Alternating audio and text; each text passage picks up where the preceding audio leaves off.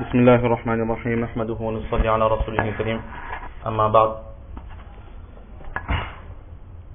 وعن أنس رضي الله تعالى عنه قال رسول الله صلى الله تعالى عليه وعلى آله وسلم إن العبد إذا وضع في قبره وتولى عنه أصحابه إنه لا يسمع قرع نعالهم أتاه ملكان فيقعدانه فيقولان ما كنت تقول في هذا الرجل لمحمد فأما المؤمن فيقول أشهد أنه عبد الله ورسوله فيقال له انظر إلى مقعدك من النار قد أبدلك الله به مقعدا من الجنة فيراهما جميعا. وأما المنافق والكافر فيقال له ما كنت تقول في هذا الرجل فيقول لا أدري كنت أقول ما يقول الناس فيقال له لا دريت ولا تليت ويضرب بمطارق من حديد ضربة فيصيح صيحة يسمعها من يليه غير الثقلين متفق عليه ولفظه للبخاري. Par la grâce d'Allah, la semaine dernière, nous avions vu ce hadith qui était rapporté par Hazrat Anas radiallahu ta'ala an, dans lequel il nous rapportait du saint prophète sallallahu alayhi wa sallam la première étape, la première sensation de l'être humain dans la tombe. La première sensation, c'est quoi? C'est que enterré, dès qu'il est enterré, lorsque les gens commencent à s'éloigner de sa tombe, alors il est apte à entendre le bruit des pas des personnes qui l'ont accompagné jusqu'au cimetière. À présent, tout le monde s'en va, il se retrouve seul. Et nous avions vu que juste après cela, les anges viennent, commencent à l'interroger. S'il a bien répondu aux questions, alors lui est ouvert, on lui montre sa place dans le paradis. Et s'il n'a pas réussi à répondre, si c'est un infidèle, on lui montre sa place dans l'enfer. Ça, c'est le hadith que nous avions vu la dernière fois. Juste un petit point qu'il reste à voir, c'est un sujet, une petite divergence que Cheikh al-Hadith Hazrat Maulana Salimullah Khan Sahab Dawud Barakatuhum nous donne comme enseignement, c'est-à-dire que le prophète sallallahu alayhi wa sallam dit que lorsque les gens, les vivants, quittent le cimetière, alors le défunt, il est apte à entendre le bruit des pas de ces personnes. La question se pose, c'est que ce défunt-là, donc, il n'est plus de cette terre, Allah lui a retiré son âme. Donc, à présent, il est mort, c'est un corps inerte. On peut lui parler, on peut lui frapper. En apparence, de sa part, nous ne voyons aucune réaction.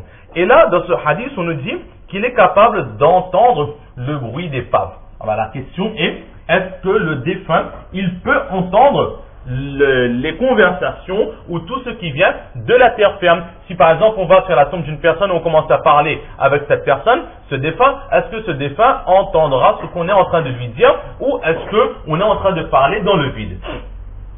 Alors à ce sujet, il y a des divergences. Tout d'abord, le premier point, c'est que à l'unanimité des savants, sans aucune divergence, tout le monde accepte que les prophètes alayhimus salatu wassalam, eux, ils entendent. Lorsqu'on se présente sur la tombe d'un prophète et qu'on lui adresse des salams, on lui adresse on fait dua pour lui, etc. Alors ce prophète, il entend ce qu'on est en train de lui dire. Là, c'est à l'unanimité des savants. Mais pour ceux qui ne sont pas prophètes, que ce soit les pieux, que ce soit la masse, que ce soit les pécheurs, que ce soit les infidèles, tous les êtres humains qui ne sont pas prophètes, est-ce que eux, ils sont capables d'entendre ou est-ce qu'ils ne peuvent pas entendre? Alors, c'est une divergence qui ne date pas d'hier, mais c'est une divergence qui dure depuis le temps des Sahaba et Karam radiallahu ta'ala anhum ajma'in. En l'occurrence, Hazrat Abdullah ibn Umar radiallahu ta'ala anhu, lui, il est d'avis que les défunts, les morts, peuvent entendre la voix des vivants lorsqu'on leur parle à côté de leur tombe. Attention, je dis bien à côté de leur tombe. Si par exemple on est à la maison et qu'on parle avec un défunt, ce défunt n'entend pas. Parce que là, ce serait assimiler la connaissance du cachet à un défunt. La seule personne qui peut t'entendre de toutes parts, c'est le seul être plutôt qui est capable d'entendre de toutes parts, c'est Allah subhanahu wa ta'ala. Que nous soyons à la mosquée, que nous soyons dans la maison, que nous soyons dans les toilettes, que nous soyons dans un cimetière, que nous soyons dans un cachot, que nous soyons dans une cabane, que nous soyons dans l'eau, quel que soit l'endroit où nous serons, Allah subhanahu wa ta'ala, il verra, il entendra, il connaîtra ce qu'on est en train de faire, de dire ou de penser. Mais pour le défunt, alors c'est lorsqu'on sera à proximité de son corps. Donc, Hazrat Abdullah ibn Umar radiallahu ta'ala, lui il est d'avis que le défunt, il entend ce qu'on est en train de dire. Et de l'autre côté, Hadith Abdullah ibn Umar radiallahu ta'ala, qui fait partie des éminents compagnons radiallahu ta'ala anhu ajma'in. Et de l'autre côté, le capitaine de notre équipe n'est pas des moindres, c'est tout simplement la mère des croyants, Hadith Aïcha radiallahu ta'ala anha, qui elle dit que le mort n'entend pas lorsqu'on lui parle. Là, c'est la divergence. Alors, nous allons voir la position de chacun, les preuves que chacun émet, et il faut savoir que cette divergence, on dira que ne trouvera pas de fin. C'est une divergence qui va rester. Parce que la seule solution de terminer avec cette divergence, ce serait que quelqu'un revienne des morts et nous dise que oui, lorsque j'étais mort, je pouvais vous entendre ou je ne pouvais pas vous entendre. Et ça, ce ne sera pas possible. Et que ce soit à la lumière du Coran et des hadiths, alors l'interprétation peut se faire des deux façons.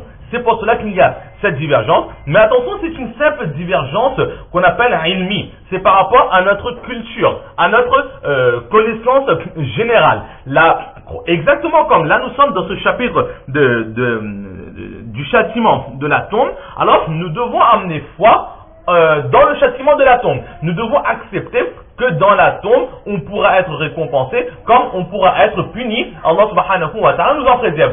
Si nous ne croyons pas à cela, alors notre foi en sera affectée. Mais cette petite divergence qu'on est en train de voir, est-ce que le mort il est capable d'entendre ou pas? Cette divergence-là, que nous croyons ou que nous ne croyons pas, cela n'aura aucun effet sur notre foi. C'est une divergence simplement pour connaître, c'est pour notre culture que les aïmas, les commentateurs de hadith nous l'ont enseigné, mais la foi ne repose pas dessus. Si par exemple aujourd'hui, les preuves que nous allons présenter, selon les preuves, on est d'accord avec Hadith Abdullah ibn Umar radiallahu ta'ala, alors ne pas dire aux personnes qui réfutent le fait que le mort puisse nous entendre que sa foi est en danger parce qu'elle ne croit pas à cela. Et de l'autre façon, si par exemple les preuves de Hadith Aïcha radiallahu ta'ala anha nous sont plus logiques et que nous acceptons plus cet enseignement, alors ne pas dire à celui qui croit au fait que le défunt puisse nous entendre, ne pas dire que sa foi est en danger parce que il croit à cela. Non, c'est simplement une science, une connaissance, mais la foi n'en dépend pas. Alors, maintenant, quelles sont, si on veut, les preuves que chacun émet? Alors, tout d'abord, les personnes qui sont d'avis que le mort ne peut pas entendre la parole du vivant lorsqu'on vient le voir sur la tombe. Alors tout d'abord, c'est une preuve quand même assez forte, c'est un verset du Coran.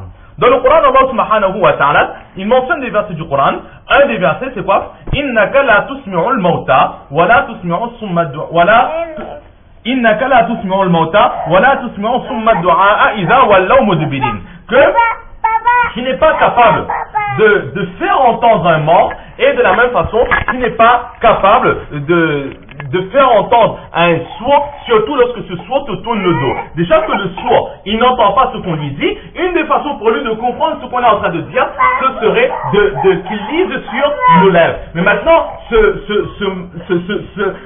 sourd, maintenant, ce sourd, il est là, il nous donne le dos, donc il n'a aucune possibilité, aucune faculté, aucune chance pour qu'il puisse lire sur nos lèvres. Donc, à aucun moment, le sourd ne pourra nous entendre lorsqu'il nous a tourné le dos. Mais ce qui nous intéresse, c'est quoi? La tusmi'ul mauta, que tu n'es pas capable, ô prophète d'Allah, de faire entendre les morts quelque chose. Ici, Allah fait allusion au fait que l'on parle aux personnes qui ont leur cœur est mort. Leur cœur c'est anéanti, leur cœur s'est obscurci dans l'infidélité. Alors ces personnes, étant donné qu'Allah a mis un voile sur leur cœur, ils ne peuvent plus entendre, ni comprendre, ni accepter la bonne parole, la bonne prêche qui amène vers Allah subhanahu wa ta'ala.